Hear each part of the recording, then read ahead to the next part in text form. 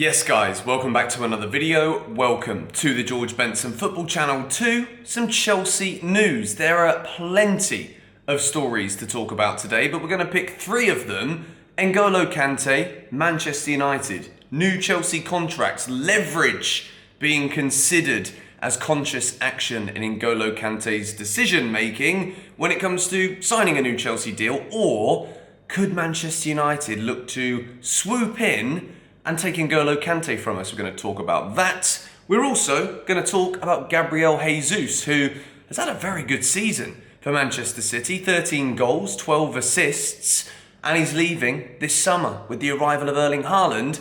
And we're also going to talk Mattijs De Ligt and how it still looks unlikely that Mattijs De Ligt will sign for Chelsea. However, contract negotiations at Juventus are still no further forward than a few months ago when we were talking about Chelsea evidently needing centre-backs. Mattijs De Ligt, one of the best young centre-backs in world football, hasn't had the greatest of times at Juventus, it's easy to say. However, Todd Boehly is supposedly, reportedly, still favouring a move for Jules Koundé and also Gvardiol. Jules Koundé, it looks as though this deal could be done by the end of June. I know it's only the 7th of June, so it's kind of like you've got 23 days to get this one over the line, but it feels as though we've been talking about Jules Koundé signing for Chelsea for 23 bloody years. I don't know about you lot, but when we think about like ongoing long-term Chelsea transfer stories, the Jules Koundé deal, even though it was only last summer, it feels like one of those where I'm reluctant to even talk about it with you lot here on GBFC. Because I feel like we just hear every day like, it's coming, tomorrow it's gonna be done. It's probably not gonna be done. Chelsea, the club that sometimes take a bloody long time to get things over the line. Regarding Mattijs De Ligt, the issue with this, and again, I'm really foreshadowing things here. When he went from Ajax to Juventus, there was this idea that Juventus had managed to snap up a defender who would become one of the best in the world very quickly. I'd say he's up there in the top tier elite defenders, but I do wonder if Mattijs De Ligt will be looking at a move right now from Juventus. If he were to go to Chelsea, would it be considered as one of those stepping stone moves again? We've spoken about Chelsea and how as fans we want players to desire a move to Chelsea as the pinnacle move of their career. Mattijs De Ligt, the way I see this one going, is if Chelsea were to buy him, he'd be on a massive, massive contract. And with the age he's at now, like we've seen with Tony Rudiger, if that contract was to run out, we'd get a few good years out of him, yes, but then we could also be looking at a similar situation in the future. The reason why I think a Jules Koundé and Gvardiol double partnership signing in centre-back is a good idea is because Jules Koundé's already played in Spain. He's played for Sevilla. He wanted the Chelsea move last summer. He wants the Chelsea move now. And at least at this point in the transfer window, where we're not actually seeing official bids being submitted by Chelsea for a Koundé, for a Mattijs De Ligt, for a Gvardiol, because we're not seeing these things, I want to see Chelsea pursuing players who are not only top quality players, but Jules Koundé wants to be at our club. And let me know in the comments down below if you disagree with this, or maybe I'm thinking a little bit too romantically, which it wouldn't be the first time here on GBFC that I think about a romantic story over a footballing matter. Jules Koundé's 5'10", Mattijs De Ligt significantly bigger. When we're looking at the height of Premier League attackers and defenders, Chelsea defending corners, 5'10" Koundé does worry me. Gvardiol is also a lot bigger. And I think between the two of those, we're probably looking at the same kind of price that we'd have to pay simply to bring Mattijs De Ligt to Chelsea. We'll see where the contract negotiations go between those two, but we move into story number two. We're going to go reversal from the way I ordered it at the beginning of the video. Gabriel Jesus. Now, this is a very interesting one because when you look at that Manchester City team, Gabriel Jesus had a very good end to the season, was absolutely pivotal for Manchester City in their Champions League run, even though that ended before they could even get to a second consecutive final. Gabriel Jesus is a very, very good player. And when you think about Romelu Lukaku, we're going to talk about him a bit more in another video because once again, it's funny this, isn't it? He's having little private messages with Inter Milan, as if we could have never bloody guessed that one. I think what makes this Gabriel Jesus story hold some serious ground is totally relevant to the current news we're seeing regarding Romelu Lukaku and constantly private public messaging Inter Milan, trying to make sure that he gets back there this summer. Gabriel Jesus as a replacement. I am very much on the fence with this one, but in terms of his goal contribution record, he's a very, very good player. He's a poacher. He's somebody who can do a similar kind of role to that of Timo Werner, but with a far better finishing ability.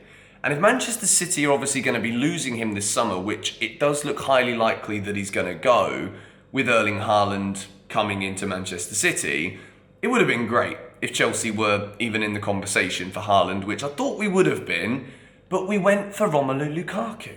And now, the season's only been done for 2 weeks, and Romelu Lukaku is already trying to just pride his way in to another club. So at this moment in time, we've spoken about Lukaku in a lot of detail here on GBFC.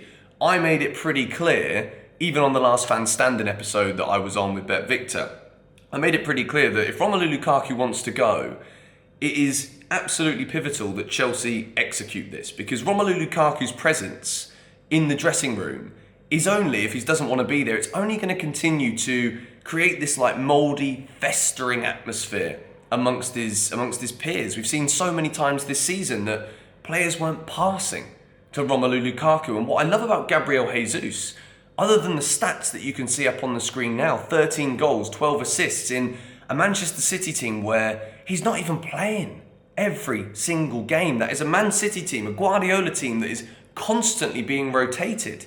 I think with the Premier League experience, it eliminates or alleviates some of those potential stresses that Chelsea might have from gambling on a Christopher Nkunku, a name that still keeps going around the rumour mill. I think Gabriel Jesus could be a very astute Chelsea signing. We've also seen Arsenal linked with the player as well. Let me know your thoughts on Gabriel Jesus in the comments down below as it develops this week. Of course, I'll let you guys know here on GBFC. Make sure you're subscribed. And whilst you're at it, let's go for 2,300 likes today. I think you can do it. The final story of the day is, again, another one where Benson the romantic, Benson the practical, logical, rational thinker, it all clashes together when we talk about N'Golo Kante. N'Golo Kante is wanted by Manchester United. When you think about Manchester United, Fred McTominay, is that a Roy Keane, Paul Scholes midfield? Absolutely not. Do I think both of them could be decent players or are decent players? Yeah, they're not bad, but they're not going to get United where they want to go. United are interested in Frenkie de Jong of Barcelona. I'm not entirely sure where that's at because I focus on Chelsea news the majority of the time, but Manchester United are conscious of being used as leverage in N'Golo Kante's contract negotiations at Chelsea. This is a very ambiguous statement. However, N'Golo Kante's tenure at Chelsea is a non-negotiable success. He has been absolutely magnificent since Chelsea bought him from Leicester City. However, there is a big however involved in this one.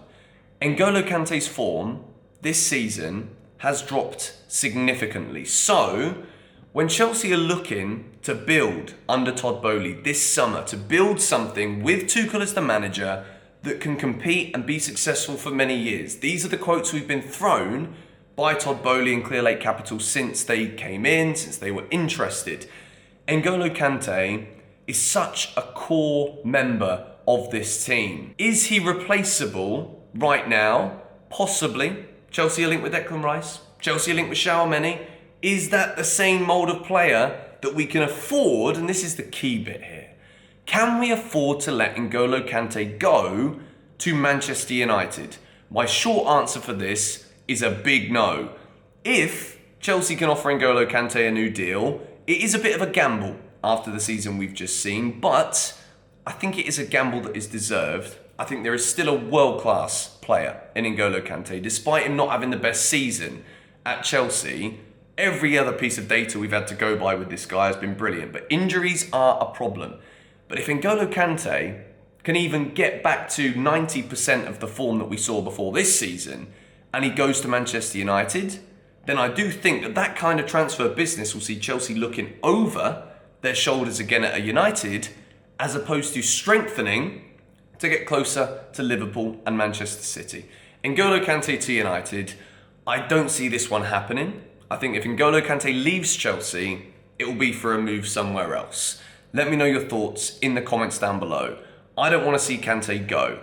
I think at this moment in time, if there was a central midfielder out of the three main ones Jorginho, Kante, Cover, that I would more be less skeptical about seeing rumours, it would be Jorginho. I think Jorginho is more replaceable than N'Golo Kante. But we're going to leave this one here. Thank you for all the support on the last couple of videos. I know that Transfer News does go crazy in the summer here on YouTube, but continue to support if you can. If you like it, please subscribe, turn on bell notifications. Thank you guys for watching. Come on, you Blues.